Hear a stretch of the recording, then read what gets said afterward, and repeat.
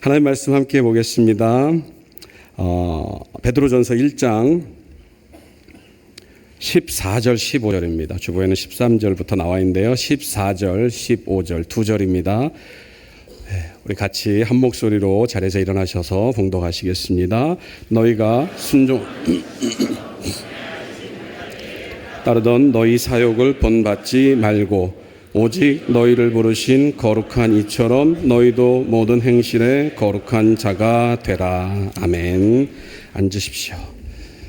여러분 또 번거로우시겠지만 마태복음 7장을 좀 한번 펴보실까요? 제가 지난번에 이제 외운다고 말씀을 드렸었는데 원래 지난주에 외우려고 했는데요. 청년들 그 예배 때문에 막 시간들이 쫓겨가지고 오늘 이제 외우도록 하겠습니다. 마태복음 7장입니다. 비판을 받지 아니하거든 비판하지 말라. 너희가 비판하는 그 비판으로 너희가 비판을 받을 것이요 너희가 헤아리는 그 헤아림으로 너희가 헤아림을 받을 것이니라. 어찌하여 형제의 눈 속에 있는 티는 보고 내 눈 속에 있는 들보는 깨닫지 못하느냐. 보라, 내 눈 속에 들보가 있는데 어찌하여 형제에게 말하기를 나로 내 눈 속에 있는 티를 빼게 하라 하겠느냐. 외식하는 자여, 먼저 내 눈 속에서 들보를 빼어라. 그 후에야 밝히 보고 형제의 눈 속에서 티를 빼리라. 거룩한 것을 개에게 주지 말며 너희 진주를 돼지에게 던지지 말라. 그들이 그것을 발로 밟고 돌이켜 너희를 찢어 상하게 할까 염려하라. 구하라 그리하면 너희에게 주실 것이요 찾으라 그리하면 찾을 것이요 문을 두드리라 그리하면 너희에게 열릴 것이니 구하는 이마다 받을 것이요 찾는 이는 찾을 것이요 두드리는 이에게는 열릴 것이니라. 너희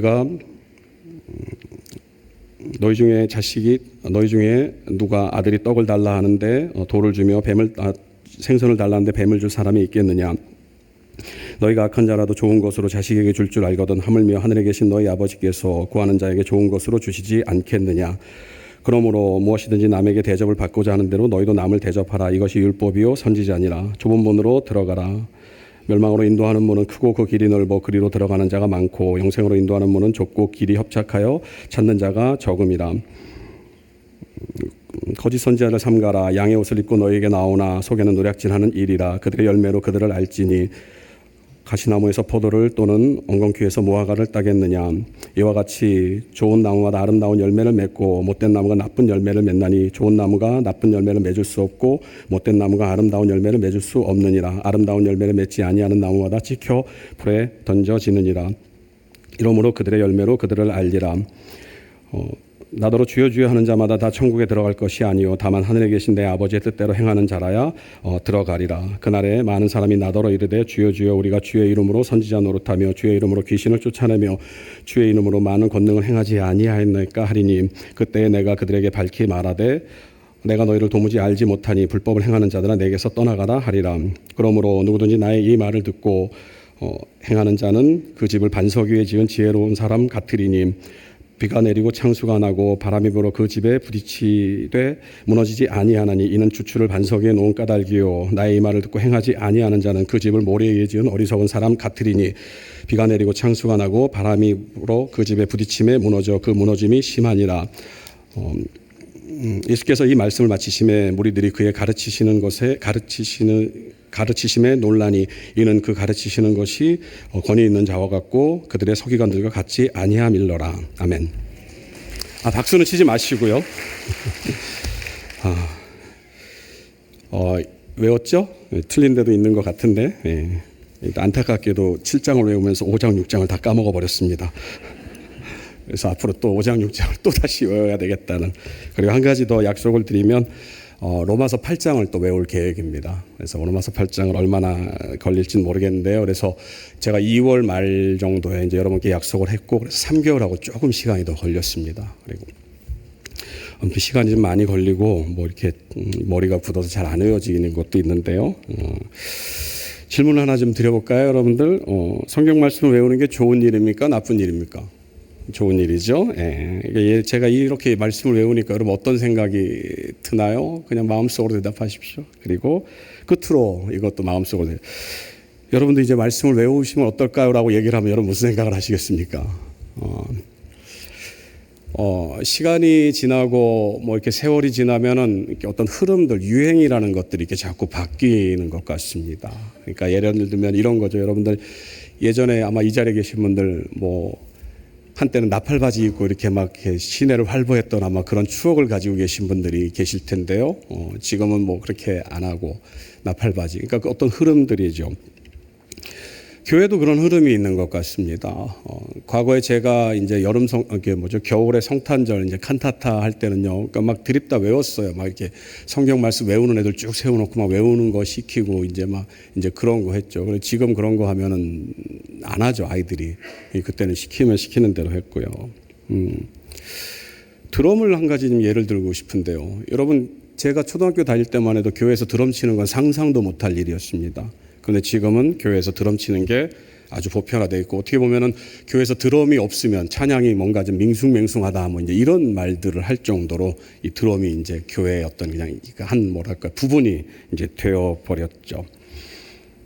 교회도 이런 흐름들이 있는데요. 하나만 더 말씀을 드리면, 예전에는 이제 그 교회 담임 목사님이 새벽 예배를 다 인도하는 게 그냥 보편적인, 그냥 누구나 다 그렇게 했습니다. 근데 지금은 안 그렇더라고요. 제가 이제 친구 목사님들한테도 좀 물어보면은 자기도 그냥 뭐 일주일에 한 3일 정도만 한다. 그리고 나머지 이제 부목사님들에게 한다. 그러면서 그분들이 하신 얘기가, 안 그러면 피곤해서 못 한다. 이렇게 얘기를 하십니다. 그리고 실제로 제가 우리 교회 와서 이제 새벽 예배를 인도할 때 교회 중직분들이 한 이틀 정도는 이제 부목사님들을 시키는 게 어떻습니까? 그래야지 좀 이렇게 몸도 이렇게 좀 너무 피곤하지 않고 이제 뭐 이렇게 얘기를 하셨는데, 저는 그게 좀 이렇게 용납이 안 됐어요. 그래서 지금까지 그냥 제가 이제 서울에 올라갈 일 말고는 이제 계속 새벽 예배를 인도하는데요. 그 이유가 뭐냐면요. 첫 번째로 제가 제 자신을 못 믿기 때문입니다. 왜냐하면 피곤해서 그렇게 쉬는 것들을 이렇게 정해 놓으면은 정말 피곤하지 않을 때에도 막 사람이 이렇게 자꾸만 이렇게 나태해지기 마련이거든요. 그래서 제가 행여나 제가 맞지 않은 그 날에는 새벽 예배를 제가 나오지 않을까봐, 그게 제가 사실은 좀 두렵습니다. 그래서 일부러라도 이제 그렇게 하고 있고요. 그래서 최소한의 책임감이 있어야지만 이 강단을 지킬 수 있겠다라는 생각을 했고요. 그리고 두 번째는 살아보니까는요, 여러분, 이 하루를 살면서 기도하는 시간을 이렇게 따로 빼놓는 게 이렇게 쉽지가 않더라고요. 여러분도 아마 마찬가지일 겁니다. 그냥 아침에 시작해서 뭐 출근을 하고 아니면 여러분들 일상을 살고 나서 그냥 딱 지나가면 어느 순간에 이제 밤이 될 겁니다. 그리고 피곤해서 잘 때가 된 거예요. 그러니까 우리가 다 그렇습니다. 그래서 이 새벽 예배를 드리는 그 시간만큼을 정해 놓은 것이 제가 이제 하루에 그 기도로 시작할 수 있고, 또 기도할 수 있는 시간을 확보하는 그런 좋은 것이기 때문에 이제 그렇게 이제 얘기를 이제 하고는 있는데요. 죄송합니다. 한 가지만 더 말씀을 좀 드리죠. 이제 날이 더워져서 이제 에어컨을 이제 틀기 시작했습니다. 그러니까 여러분들 가운데서 혹시 이 찬바람을 좀 견디기 힘들어하는 분들이, 연세 드신 분들이 계신 줄 알고 있습니다. 그런데 문제는요, 여러분, 더운 분들은 옷을 벗을 수가 없습니다. 무슨 이해 되시죠? 그러니까 추운 분들이 여분으로 이게 얇은 옷을 하나를 좀 더 가져오십시오. 젊은 분들은 이것도 이렇게 더워하는 분들이 꽤 계시거든요. 그러니까 여러분들 앞으로 계속 이렇게 여러분들이 이 온도가 춥다라고 느껴지는 분들이 계실 겁니다. 그런 분들은 수고스러우시겠지만, 그리고 정말 간곡히 부탁드리는 것은 추우니까 에어컨 꺼라고 얘기하지 마시고요. 옷을 하나를 더 갖고 오십시오. 왜냐하면 다른 분들은 굉장히 힘들어하는 분들이 계시거든요, 이 더위가. 그러니까 여러분 그것 좀 양해를 해주시기 바랍니다. 말이 또 띄었네요. 죄송합니다. 작년 9월에 2025년 한국교회 트렌드라고 하는 그 책이 출간이 됐습니다. 그러니까 한국 교회가 어떤 흐름, 어떤 이제 한국 교회가 가지고 있는 이제 흐름들을 이렇게 쭉 이렇게 10가지 정도를 나열해 놓은 그런 책이었는데요. 그 책에 보니까 이제 어떤 특징을 하나를 얘기를 했냐면은 이제 점점 노령화, 고령화가 되기 때문에 이제 교회는 시니어들, 그러니까 이제 연세 드신 분들을 위한 목회의 어떤 그런 방침들을 이렇게 개발해야 된다라고 하는 이제 그런 얘기들을 이제 적어 놨습니다. 그래서 여러분들도 아마 다 동의를 하실 것입니다. 이제 한국 사회는 고령 사회를 지나서 이제 초고령 사회로 들어갔기 때문에 이제 그런 흐름들이 있어야 한다는 것들이 맞죠. 근데 그 중에서도 제 눈을 이렇게 좀 이렇게 제 관심을 깊게 끌었던 것이 두 가지 항목이 있었는데요.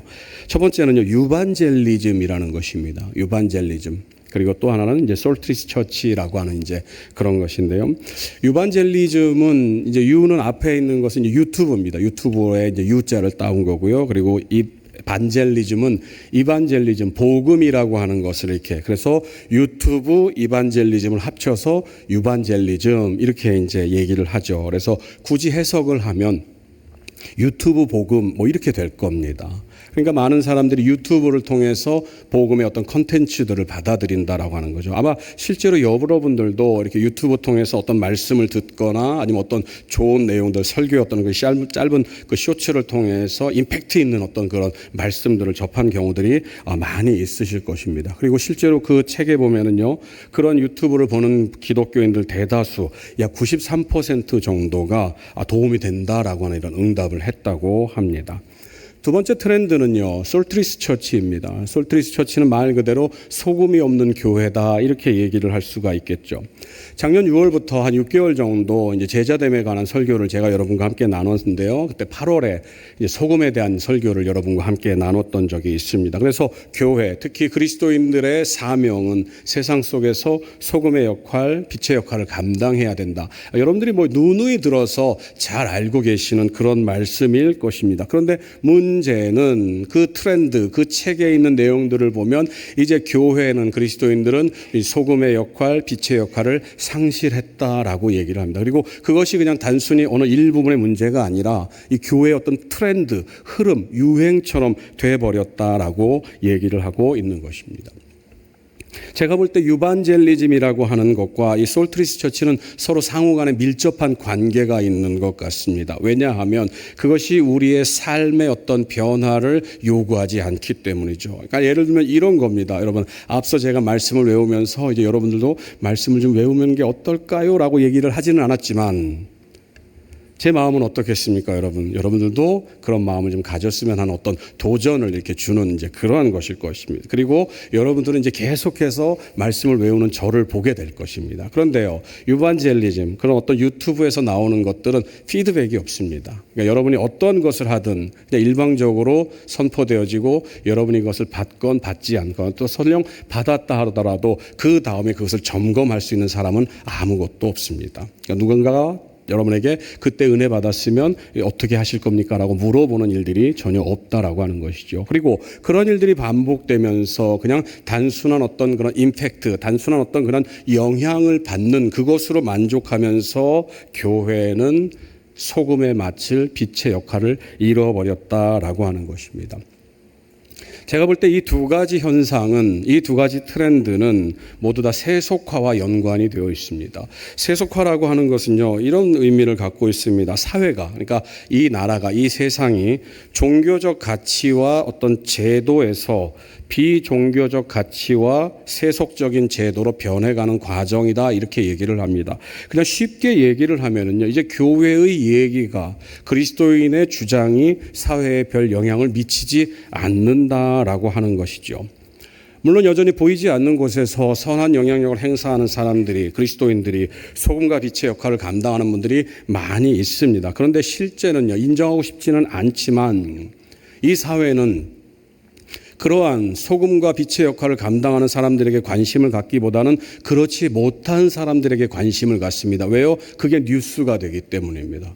이제 흔히 그런 얘기를 하죠. 개가 사람을 무는 건 뉴스가 안 됩니다. 반대는 어떤 거죠? 사람이 개를 물면 그게 뉴스가 된다고 얘기를 합니다. 그러니까 기대하지 않은 것, 늘상 그러해 왔던 것을 얘기하는 것은 뉴스가 되지 않습니다. 그런데 교회가 이러이러한 일을 저질렀다라고 하는 것들은 뉴스가 되는 거죠.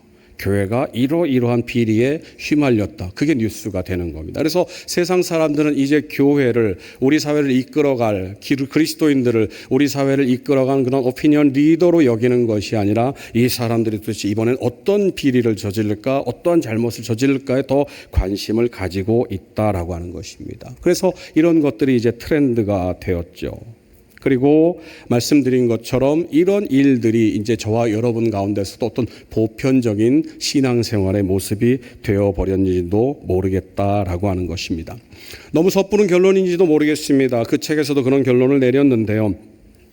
오늘날 저와 여러분들이 가지고 있는 그 믿음, 신앙의 어떤 목적 내지는 어떤 그 신앙을 갖고 있는 이유는 우리의 행복이 1순위가 되어버렸습니다.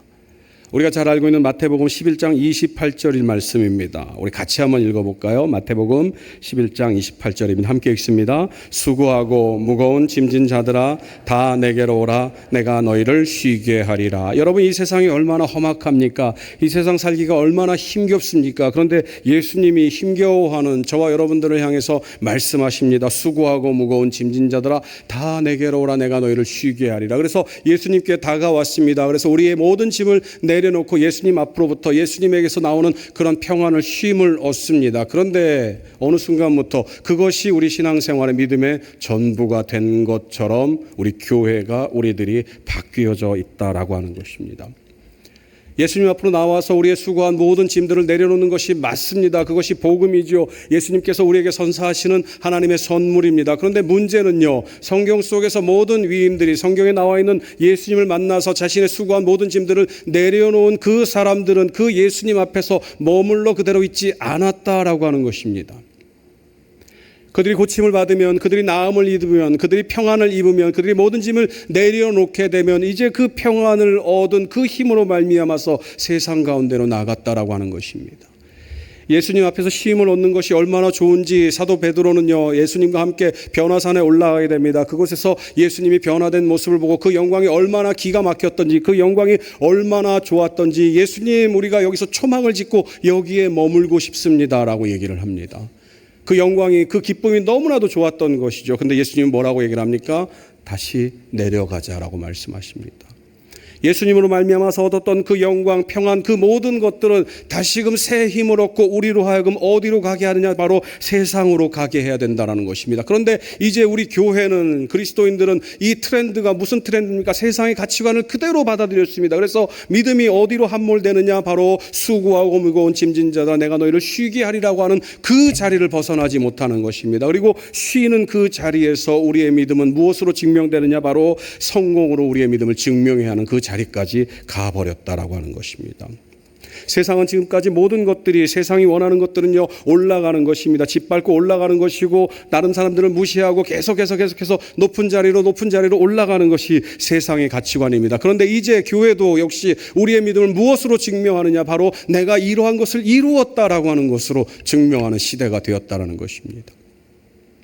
여러분 혹시 기독교 서점을 가보셨는지 모르겠습니다만 기독교 서점에 나와 있는 설교집들, 그리고 그 자리에 있는 많은 간증집들을 한번 보시기 바랍니다. 그 간증집들은 하나같이 무엇을 말하냐? 예수를 잘 믿었더니, 내가 신앙생활을 열심히 했더니, 헌금을 잘 냈더니 하나님께서 복을 주셨다. 그래서 이 복으로 말미암아서 내가 이런 지금 평안을 누리고 있습니다. 이런 부를 누리고 있습니다. 이런 지위를 누리고 있습니다라고 얘기하는 것이 전부입니다. 그런데 성경 속에서 나와 있는 많은 위인들은요, 여러분, 예수로 말미암아서 평안을 얻고, 예수로 말미암아서 쉼을 얻고, 예수로 말미암아서 새 힘을 얻고 난 뒤에는 자기의 목숨을 초계와 같이 버리는 그런 자리로 나갔던 것을 우리가 보게 됩니다. 저와 여러분들은 이 트렌드를 따라가면서 어느 순간부터 우리 본연의 모습들을 상실해 가고 있습니다. 소금의 맛을 잃어버렸고요, 그 빛을 잃어버렸습니다. 소금이 만일 그 맛을 잃으면 무엇으로 짜게 하리요? 그 후에는 다만 길에 버려져 사람들에게 밟힐 뿐이다라고 예수님이 말씀하신 것을 우리는 기억해야 합니다.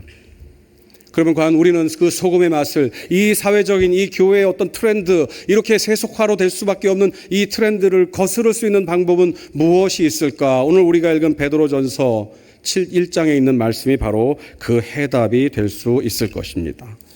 오늘 우리가 읽은 본문 말씀을 한번 15절을 같이 한번 보도록 하겠습니다. 베드로전서 1장 15절 말씀입니다. 함께 읽습니다. 오직 너희를 부르신 거룩한 이처럼 너희도 모든 행실에 거룩한 자가 되라. 우리가 이 세속화의 이 물결을 거스를 수 있는, 그리고 저와 여러분들이 가지고 있는 그 본연의 소명을 깨달고 그것을 회복할 수 있는 방법은 오늘 본문 속에서 거룩함으로 얘기를 하고 있습니다.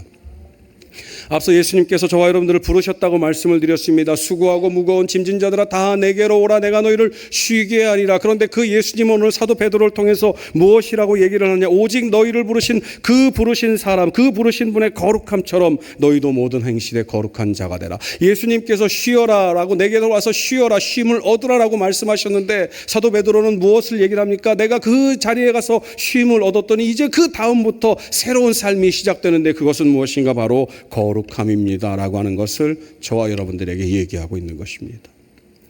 거룩함이라고 번역된 히브리어는요, 코데시라는 말을 씁니다. 성경 속에서는요, 이 코데시라는 말이 거룩과 또 다른 표현으로 성결이라고 하는 표현으로 기록이 되어 있습니다.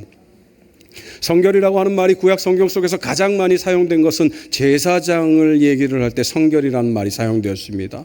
여러분이 알다시피 제사장은 결혼을 합니다. 아내를 거느리고 자식들을 거느립니다. 그러니까 모든 사람들과 똑같이 생활을 합니다. 그런데 이 제사장이 거룩해야 될 때가 있는데요, 성결해야 될 때가 있는데, 구별되어야 될 때가 있는데, 그것이 언제냐면요, 제사를 드릴 때입니다. 하나님 앞에 나아갈 때는요, 제사장은요, 부부관계를 같이 가지면 큰일이 납니다.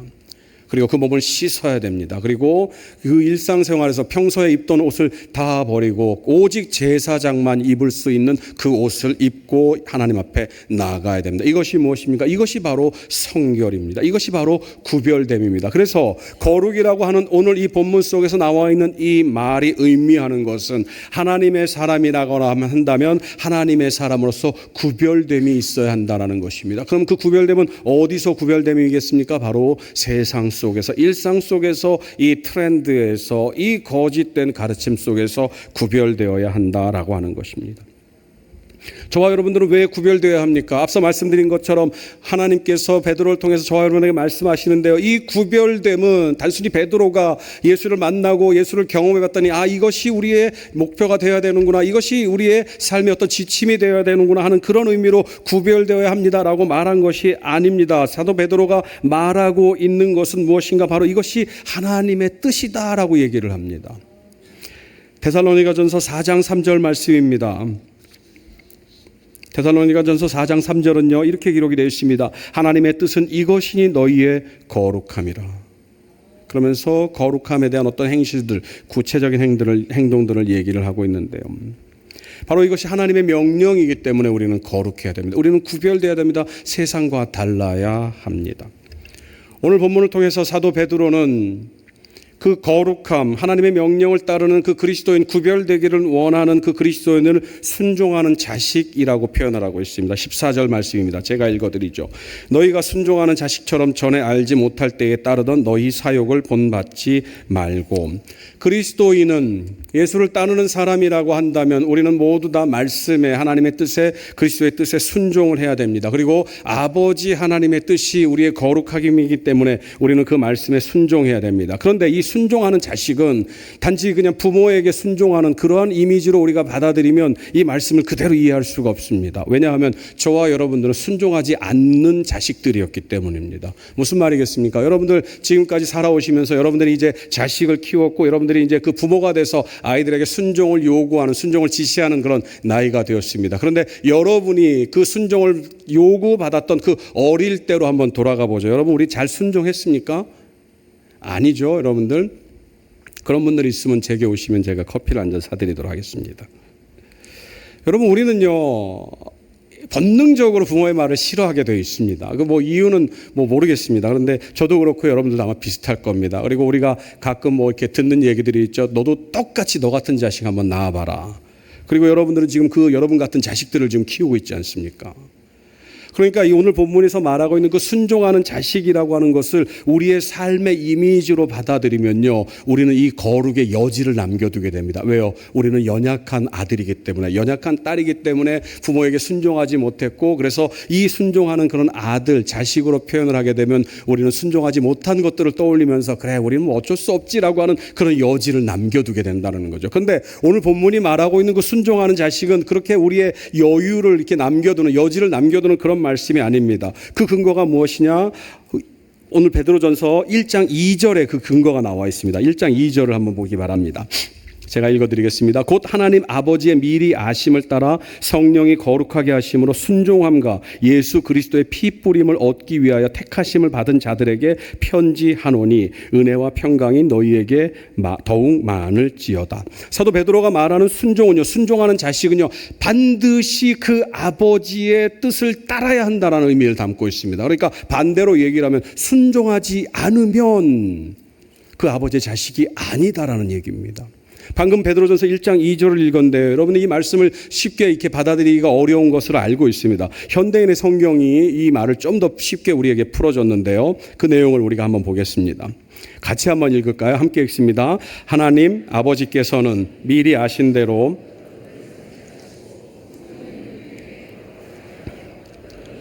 그리스도에게 순종하고 그분의 피로 구원을 얻도록 하셨습니다. 여러분에게 은혜와 평안이 더욱 넘치기를 기도합니다. 사도 베드로가 베드로전서 1장 2절에서 얘기한 것은 무엇입니까? 성령을 통해서 거룩하게 되고 그리고 성령을 통해서 그리스도에게 순종하고 그리고 그러한 사람들이 구원을 얻은 사람들이다라고 얘기를 하는 것입니다. 그러니까 베드로전서 1장 14절에서 말하고 있는 것처럼 사역을 본받지 말고 그래서 너희들이 순종하는 자식처럼 된다라고 하는 것은 너희들이 그리스도인이라고 한다면 너희들이 예수를 믿는 사람이라고 한다면 성령께서 너희를 거룩하게 하는 것이 당연하다라고 하는 것을 말하고 있는 것입니다. 그러니까 저와 여러분들이 거룩하지 않다고 한다면 질문을 던져야 하는 거죠. 내가 과연 참된 그리스도인인가? 내가 과연 하나님의 자녀로 부름을 받은 사람인가? 라고 하는 것을 질문을 던져야 한다라고 하는 것입니다. 오늘 보면 14절이 말하고 있는 것은 거룩함에 대한 순종은 그리스도인에게서 반드시 있어야 하는 필수 조건이라는 것입니다. 다시 한번 강조를 드립니다, 여러분. 여러분이 우리가 거룩함에 대한 것을 하나님 나는 이렇게 연약한 인간이니까요 거룩하기 힘들지 않아요 라고 하는 그런 어떤 트렌드를 따라가면 우리는 스스로에게 심각하게 질문을 던져야 한다는 것이죠. 네가 과연 진정한 그리스도인인가? 너가 과연 정말 성령을 받은 사람으로서 하나님의 자녀라고 말할 수 있는가를 질문해야 한다는 것입니다. 사랑하는 성도 여러분, 저와 여러분들은 구별되어야 됩니다. 거룩해야 됩니다. 왜냐? 그것이 바로 그리스도인의 표징이기 때문입니다. 구원받은 자들은 성령으로 말미암아서 거룩하게 된 것을 성경이 보증하고 있기 때문입니다. 그러면 이제 저와 여러분들은 한 가지 질문을 던져야 됩니다. 그러면은 어떻게, 어느 것으로, 무엇으로 내가 거룩하게 살고 있는지를 알 수가 있습니까? 라는 질문을 던질 수밖에 없습니다. 왜냐하면 우리의 삶은 너무나도 각양각색입니다. 어떤 사람에게는 이것이 아무런 문제가 되지 않지만 어떤 사람에게는 이것이 정말 커다란 문제가 될 수도 있기 때문입니다. 그래서 우리는 과연 그러면 내가 거룩하게 살 수 있는 그것을 판가름하는 기준은 무엇입니까를 물어보아야 됩니다. 오늘 본문이 그 해답을 우리에게 전달해 주고 있습니다. 오늘 본문 14절을 다시 한번 보시기 바랍니다. 너희가 순종하는 자식처럼 전에 알지 못할 때에 따르던 너희 사욕을 본받지 말고. 사욕이라고 번역된 헬라어는요 에피투미아라는 말을 씁니다. 신약 성경에서는요 에피투미아가 사욕이라는 말과 또 다른 표현으로 정욕이라는 표현으로 기록이 되어 있습니다. 여러분이 성경을 읽으면서 정욕을 따라 이런 글들을 많이 보셨을 겁니다. 그리고 이 정욕, 사욕이 어떤 의미인가를 가장 잘 보여주고 있는 말씀이 에베소서 2장 3절 말씀입니다. 우리 에베소서 2장 3절을 한번 같이 읽도록 하겠습니다. 전에는 우리도 다 그 가운데서 육체의 욕심을 따라 지내며 육체와 마음의 원하는 것을 하여 다른 이들과 같이 본질상 진노의 자녀이었더니. 사욕을 따라, 우리가 과연 사욕을 따라 살고 있는지 아닌지를 보아야 되는데 에베소 2장 3절은 육체와 마음에 원하는 것을 사는 것이, 그런 것을 원하며 사는 것이 사욕이다라고 얘기를 합니다. 그러니까 저와 여러분들이 거룩하게 살고 있는지 그렇지 않은지를 판가름하는 것은 저와 여러분들에게 질문을 하는 겁니다. 내가 과연 내 육신이, 내 육체가 원하는 것을 하면서 살고 있는지 그렇지 않은지를 분별해야 한다는 것입니다. 거룩을 흉내낼 수는 있습니다. 거룩을 흉내내는 것은 사실 그렇게 어렵지가 않습니다. 여러분 교회에 와서 그냥 여러분 이렇게 사는 게 다 거룩을 흉내내는 그런 모습이 될 수도 있습니다. 왜요? 여러분들이 이 교회를 벗어나서 여러분의 삶의 자리에서 어떻게 사는지 무엇을 추구하는지 그것이 바로 거룩의 진정한 모습이기 때문입니다. 그런데 여러분 흉내내는 거룩은요 사욕으로 말미암은 거룩은요 그 끝이 비참한 결과로 나타나게 되어 있습니다. 신약성경 초대교회를 보면요, 초대교회는 많은 사람들이, 가난한 사람들, 부자들 한껏없이 다 교회에 모였습니다. 그런데 물질을 많이 갖고 있는 부자들은 자신의 재산을 다 팔아서 사도들 앞에 놓았습니다. 그러면 사도들이 그것을 가지고 가난한 사람들에게 나누어 주었죠. 그래서 초대교회에는 가난한 자가 없었다라고 성경은 말합니다. 심지어 바나바라고 하는 사람은 자신의 전 재산을 팔아서 그 사람의 별명이 무엇이 되었냐면 위로의 아들이 되었습니다. 아마 미루어 짐작컨대 소개를 했겠죠. 그리고 그 소문이 났겠죠. 그래서 많은 사람들이 바나바가 지나갈 때 저분이 바로 바나바입니다. 모든 재산을 팔아서 우리를 도우셨던 정말 위로의 아들입니다. 그 교회에 한 부부가 있었습니다. 아나니와 삽비라 부부죠. 어쩌면 그들도 그런 마음을, 그런 생각들을 가지고 있었는지도 모르겠습니다. 그래서 우리도 이렇게 하자라고 얘기를 합니다. 그런데 그들은 어떻게 했습니까? 자신이 가지고 있는 그 소유의 일부를 숨겼다라고 얘기를 합니다. 소유의 일부를 팔아서 또 그 판 것의 일부를 숨겼다라고 얘기를 합니다. 무슨 의미겠습니까, 여러분? 겉으로 드러나는 모습은 그 자신이 가지고 있는 재산을 팔아서 사도들에게 바친 거룩한 모습이었습니다. 구별된 모습이었어요. 모든 성도들이 우러러보는 그런 모습이었습니다. 그러나 그 행실의 중심에는요, 사욕이 들어있었습니다. 정욕이 들어있었습니다. 자신이 원하는 것을, 내가 원하는 것을 나도 저 사람처럼 이름 좀 알렸으면 좋겠다. 그들을 책망하는 사도 베드로의 책망을 여러분 한번 들어보시기 바랍니다. 추상 같은 책망입니다. 사도행전 5장 3절 4절입니다. 베드로가 이르되 아나니아여 어찌하여 사탄이 내 마음에 가득하여 내가 성령을 속이고 땅값 얼마를 감추었느냐. 땅이 그대로 있을 때에는 내 땅이 아니며 판 후에도 내 마음대로 할 수가 없더냐. 어찌하여 이 일을 내 마음에 두었느냐. 사람에게 거짓말한 것이 아니요 하나님께로다. 저와 여러분들이 거룩을 가장해서 사욕은 그대로 둔 채 거룩을 가장해서 사람들에게 우리의 겉모습을 보이게 되면 사람에게 거짓말한 것이 아니라 하나님에게 거짓말한 것이 된다라고 사도 베드로는 얘기를 하고 있습니다. 결국 두 사람은 죽었어요. 주님은 사욕을 쫓으면서 거룩을 가장한 사람들에게 이렇게 말씀하십니다. 마태복음 7장 23절입니다. 내가 너희를 도무지 알지 못하니 불법을 행하는 자들아 내게서 떠나가라. 그러면은 저와 여러분들은 우리의 거룩을 어떻게 행할 수가 있겠습니까? 우리가 이제 우리 안에 사욕이 없는 것을 알고 주님, 내가 주님이 원하는 대로 구별된 삶을 살기를 원합니다. 이것은 내가 정말 주님의 영광을 위해서 주님의 뜻대로 살기 위한 한 가지 방편입니다. 내 안에 사욕이 없습니다라고 하는 마음으로 우리가 이제 그 거룩한 삶을 살기를 원할 때 그 삶은 어떤 모습으로 나타나겠습니까? 오늘 본문 15절이 그 해답을 우리에게 들려주고 있습니다. 오직 너희를 부르신 거룩한 이처럼 너희도 모든 행실에 거룩한 자가 되라. 행실에 거룩한 자가 되라. 모든 행실에. 오늘 본문에서 행실이라고 번역된 헬라어는요, 아나스트로페이라는 말을 씁니다. 정확한 의미는요, 어떤 행동이 아니라 몸가짐을 뜻합니다. 우리가 어떤 표현을 하면 매너 이런 것들로 얘기도 될 수 있는데요. 그거보다는 이제 몸가짐이 더 어울리는 말인데요. 이 행실을 가장 잘 보여주고 있는 말씀이 베드로전서 3장 1절 말씀입니다. 믿는 아내와 믿지 않는 남편이 있습니다. 그런데 이 믿는 아내로 말미암아서 믿지 않는 남편이 믿음으로 돌아서게 되는 내용입니다. 제가 읽어드리죠. 아내들아 이와 같이 자기 남편에게 순종하라. 이는 혹 말씀을 순종하지 않는 자라도 말로 말미암지 않고 그 아내의 행실로 말미암아 구원을 받게 하려 함이니. 말씀드린 것처럼 행실은 행동이 아니라고 그랬습니다. 행실은요 태도라고 했습니다. 몸가짐이라고 했습니다. 그래서 이 행실은요 태도에서 나오는, 마음가짐 속에서 나오는 삶의 결과라는 것입니다. 자, 여러분 이런 겁니다. 여러분 똑같이 밥을 차려줘요. 남편에게 밥을 차려줍니다. 이 아내는 믿는 아내예요. 그리고 이 남편은 정말 어떻게 얘기를 해도 설득이 안 되는 정말 나쁜 남편입니다. 믿지도 않고 매일같이 술 먹고 막 이 아내를 구박하는, 핍박하는 그런 남편이라고 치죠. 그래서 행실을 합니다. 그래서 밥을 차려줍니다. 밥상을 차려주는데요. 밥 먹어. 그리고 와서 이제 남편이 앉습니다. 그럼 어떻게 합니까? 밥상을 툭 던지는 거죠. 밥그릇 턱, 반찬 턱, 국 턱. 그리고 나서 어떻게 됩니까? 자긴 방으로 들어가요. 여러분 이게 행실이 올바른 것일까요? 아니죠, 여러분. 똑같이 밥을 차려줍니다. 그런데요, 여러분 어떻게 됩니까? 오늘 본문에서 좀 전에 읽은 것처럼요, 남편에게 순종하라는 그 하나님의 명령. 이 사람을 순종할 수 없지만, 이 사람을 내 마음에 둘 수 없지만 하나님께서 명령을 했기 때문에 내가 이 명령을 순종한다라고 하는 마음으로 그 사람에게 밥을 차려주는 그러한 모습인 것입니다. 똑같은 행동입니다.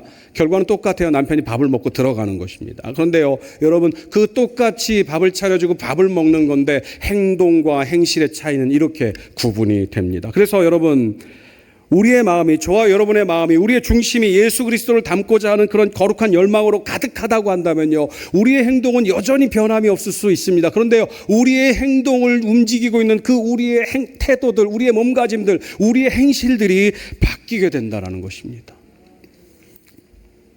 사랑하는 성도 여러분, 저와 여러분들은 모두 다 예수님의 제자들입니다. 우리는 왜 예수님을 믿는다고 얘기를 하잖아요. 그러면은 여러분, 그 마음은 성령께서 여러분의 마음을 감동시켜서 여러분이 그 말씀으로 마음을 열도록 하셨습니다. 그 결과입니다. 그리고 오늘 우리가 읽은 베드로전서 1장 3절의 말씀 통해서도 보면은요, 그것의 결과는, 그 의미는 바로 우리의 거룩함으로 나타나야 된다라고 말씀을 했습니다. 그리고 오늘 본문에서 베드로 사도는 뭐라고 얘기를 합니까? 그분처럼, 그분의 행실이 모든 것에서 거룩했던 것처럼 저와 여러분도 거룩해야 한다라고 말을 하는 것입니다.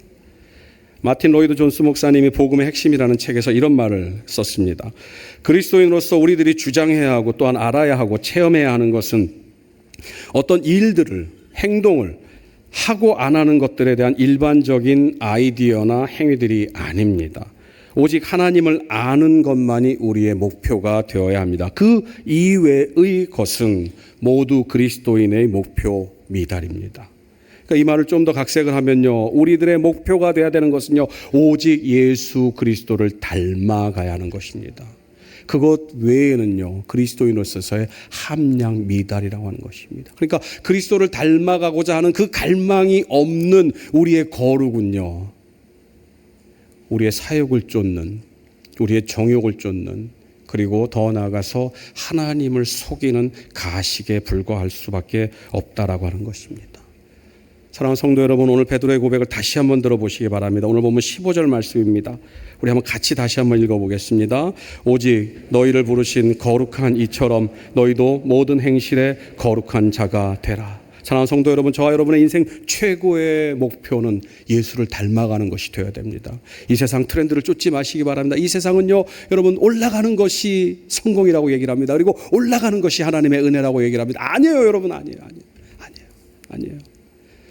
우리의 오로지 유일한 목표는요, 우리 인생의 가장 최고의 그런 우선순위는 바로 예수님을 닮아가는 것입니다. 발버둥을 치는 거예요. 여러분요, 사랑하면 흉내내게 되어 있습니다. 사랑하면요, 따라하게 되어 있어요. 그리고 사랑하면 닮아가게 되어 있습니다. 예수를 사랑한다고 하면서 예수를 사랑한다고 고백하는데 왜 예수를 닮아가려고 노력을 하지 않겠습니까? 사랑하는 성도 여러분, 예수님을 인생의 목적으로 삼으시기 바랍니다. 그리고 그 예수님을 닮기 위해서 발버둥 치시길 바랍니다. 그렇게 되면요, 저와 여러분의 삶은 어느 순간 세상에서 구별된 거룩한 삶이 될 줄로 믿습니다.